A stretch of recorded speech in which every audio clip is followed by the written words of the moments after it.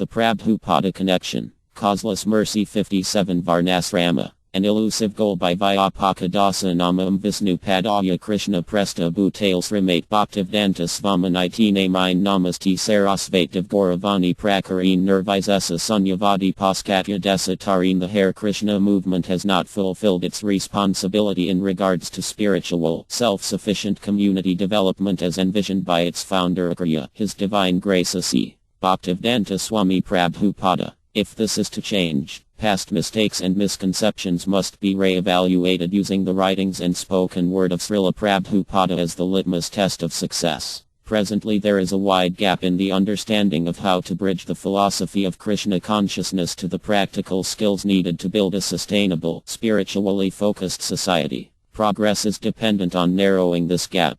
Srila Prabhupada illustrates the fallacy of modern civilization and points the way on how to develop our communities by the following instruction. When everyone is working in the city to produce nuts and bolts, who will produce food grains? Simple living and high thinking is the solution to economic problems. Therefore the Krishna consciousness movement in engaging devotees in producing their own food and living self-sufficiently so that rascals may see how one can live very peacefully, eat the food grains one has grown oneself, drink milk, and chant Hare Krishna. Teachings of Queen Kunti 18. Liberation from ignorance and suffering. The understanding that everything belongs to Lord Krishna, God, is the starting point, and that to maintain this realization requires strict adherence to the basic tenets of Krishna consciousness. The key to success is illustrated in an excerpt given in one of Srila Prabhupada's classes. Don't try to enjoy independently. Just like here, in this temple, every one of us trying to enjoy life in connection with Krishna.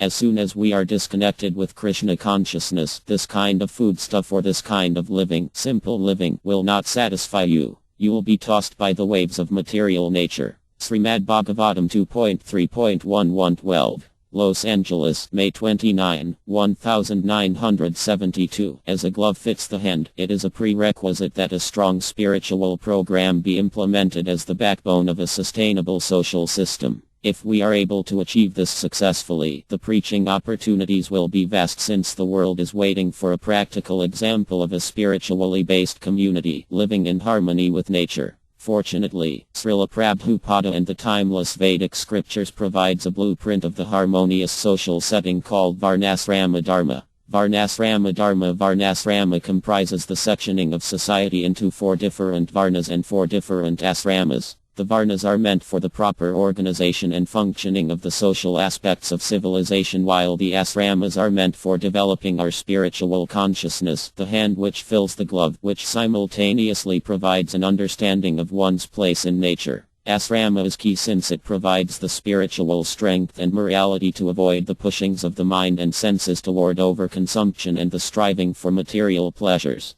The 4 Varnas and their responsibilities are defined as 1. Brahmana, the teachers and guardians of society who may act in the role of other Varnas except Sudra during a time of need. 2. Kshatriya, the administrator and military class. 3. Vaisya, responsible primarily for cow protection, food production, trade and banking. 4. Sudra, capable assistants to the other 3 Varnas. The 4 Asramas are 1. Brahmacharya, student. 2. Grihastha, married life. 3. Vanaprastha, retired. 4. Sannyasa, renounced. A detailed understanding of the different asramas is not required for this discussion, so we will not delve into them other than acknowledging that asrama is an essential underpinning for all social arrangements. Without proper functioning asrama, as detailed in the Bhagavad Gita and Srimad Bhagavatam, the Vedic model degenerates into a caste system and crass materialism. Therefore, a sustainable society is dependent upon the marriage of asrama with properly implemented varnas, material skills. But the discussion is to develop an understanding on how the rural communities of the Hare Krishna movement can evolve themselves practically so as to better embody the vision of His Divine Grace A.C. Bhaktivedanta Swami Prabhupada. Direction can be derived from the basic teachings of anthropology. It is revealed therein that there are 4 basic types of social arrangement. They are 1. Hunters and gatherers. 2.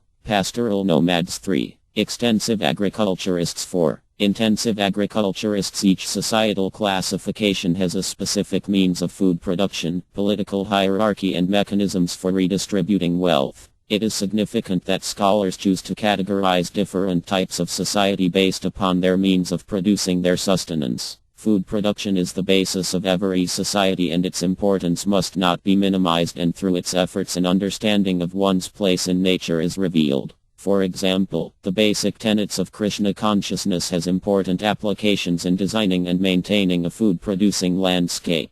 It is very significant that the Vedas prohibit unnatural means of growing food, such as through the use of inorganic fertilizers, as revealed by Srila Prabhupada in a 1976 letter. We shall never use this artificial fertilizer on our farms. It is forbidden in the Sastras, scriptures. If you plant easily grown crops once in the year, then the earth will not become exhausted. Don't overuse the land. Letter to Rupanuga, 11 January, 1976. The responsibility of food production falls onto the shoulders of Vaisyas, and the devotional community would be remiss to neglect this. It is compulsory that in the development of a Varnasrama society that the Vaisya sector be given early consideration. Even today, the Krishna conscious movement is fully dependent upon the charity of the Vaisyas. There is no escaping this relationship.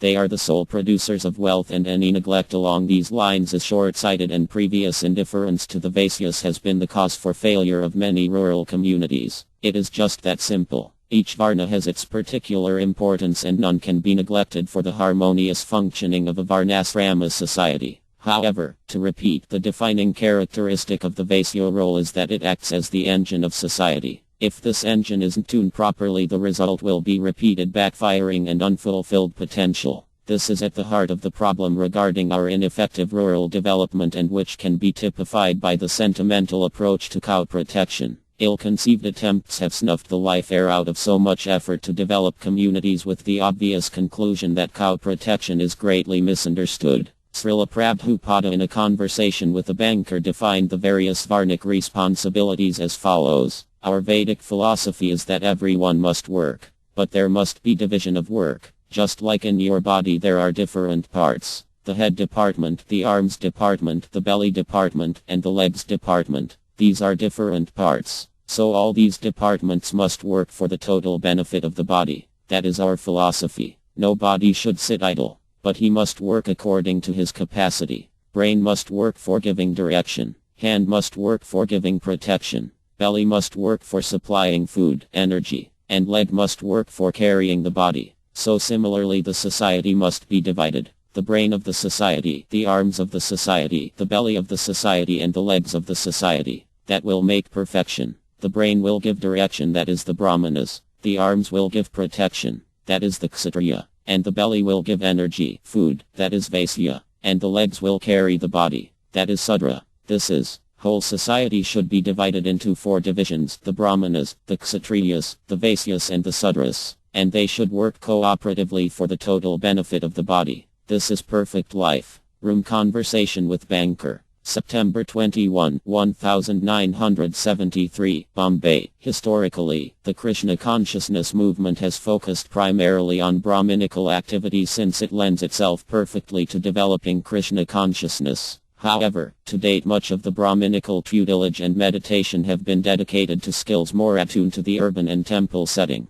As already noted, an important part of their dharma is teaching, and in times of emergency, they can take to a different varna in order to teach its proper functioning. The movement's Brahminical component must change focus and begin to investigate more fully into the practical application of the principles of Varnasrama Dharma. This is a bona fide responsibility of the Brahmanas and an essential first step on the path to self-sufficiency. Unfortunately, few of our Brahmanas have understood the role of food production in society, likely because food is readily available in the marketplace, and coupled with an inherent prejudice against teaching skills considered to be on a lower social rung. Adding to this would be the complication that our devotional community reflects modern demographics, with 98% of the population residing in cities. Therefore, they simply know little about it. Subsequently, the movement has focused on the laudable efforts of preaching, deity worship, prasadam, and book distribution. All important vehicles, but they play only a limited role in regards to rural development. Nor do these activities properly address the entire social teachings of His Divine Grace A.C. Bhaktivedanta Swami Prabhupada. As a result, the Hare Krishna movement's Vaisya class is in need of direction and inspiration. If a sustainable food system can be developed with the surplus processed and sold into urban centers, the beginnings of a viable economy can develop, providing the necessary infrastructure to the community. Employment brings devotees. An expanding devotional community develops a skill pool and provides a demand for education and temple facilities. In this way, the diversity and subsequent health of the community broadens, with the importance of the Kshatriya and Brahmana coming into clear focus. It is important to note that until the physical assets of the community are paid off, commercial activity will be a prerequisite to a more sweeping effort regarding self-sufficient development. There is no alternative. Certainly, economic activity need not solely focus on food products but can include a variety of commercial efforts. Crafts, e-business, restaurants, herbal supplements, Ayurvedic clinics, nursing homes, prasadam distribution, to name just a few, can all be part of the mix. To be effective, the business need only be situated in the country rather than specifically defining types of activity. As well, in this regard, it would be beneficial, though not compulsory, that rural communities are situated in proximity to urban markets and services. From the outset, it is essential that we understand where the pitfalls of earlier attempts at rural development lie. Before any credible plan can be postulated, an understanding of the shortcomings of earlier attempts must be analyzed. There is no advantage to shooting oneself in the foot a second time, or third, and so on. Cow protection. Undoubtedly, poorly thought out cow protection programs have caused considerable setbacks to community development. The herds have been allowed to expand beyond the community's carrying capacity, resulting in a monopolization of the land for feed and pasture, forcing a turning to the urban Vaisya community for donations to support the unemployed, or at least underemployed, herds. To my knowledge, there is no example of this either in history or within Srila Prabhupada's teachings. The bovine population has traditionally been given in charity, contrary to the modern mutation where the cows are given charity to. Inarguably, it is activity spurred by necessity, but it must be emphasized that it is unsustainable and must be removed from any future plans for rural development. The Vaisyas must generate wealth in order to be effective. They give in charity rather than receive it. Any variance from this will spell failure. In 1975, Srila Prabhupada encountered the problem of a misconceived cow program during his visit to the new Talavan farm. After hearing a description of the farm, he noted that all of the field crops were being grown for the cows. His instruction was that food for devotees must also be grown. Nityananda, down the road we have 15 acres of sorghum, grain for the cows. Prabhupada, and everything for the cows, but what for the man? They will give everything for cows because they will eat cows, other farmers.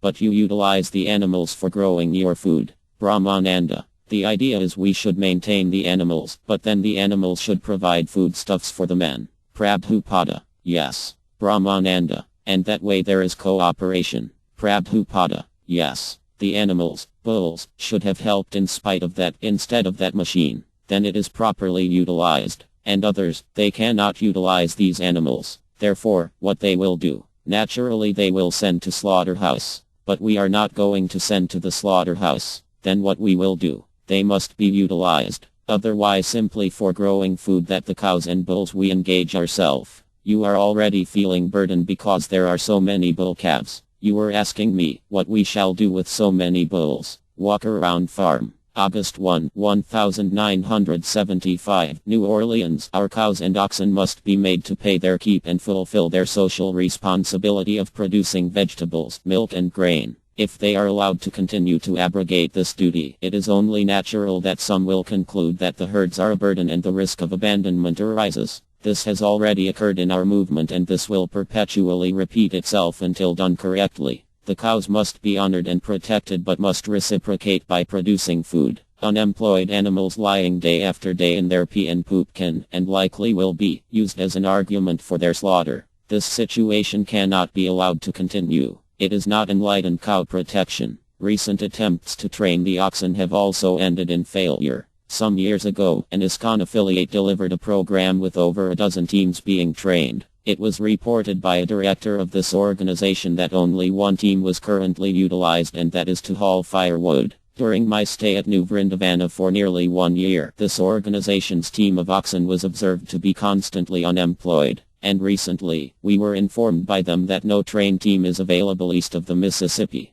The situation is grave and underscores the ineffectiveness of these standalone cow protection programs. They are ill-conceived. To simply provide basic Sudra Teamster skills does not suffice. These skills must be supplemented with agricultural expertise, empowering the Teamster to produce grain for their family and community rather than photo opportunities. Until cows and oxen are made to produce milk, grains, pastures and pulses, they are not protected. For our villages to be considered self-sufficient, the farmers, cows and oxen must produce enough food to feed themselves in addition to producing a surplus sufficient to feed the community. Only at this point will the devotional Vaisyas be acting in a manner fulfilling the injunctions of Srila Prabhupada. Education for the Vaisya. His Divine Grace Srila Prabhupada was clear that modern agricultural schools are not required for training Vaisyas, but rather they should learn from their fathers how to work the oxen, till the land and harvest crops. Seemingly, few, if any, working models are currently available within the movement to provide this practical education.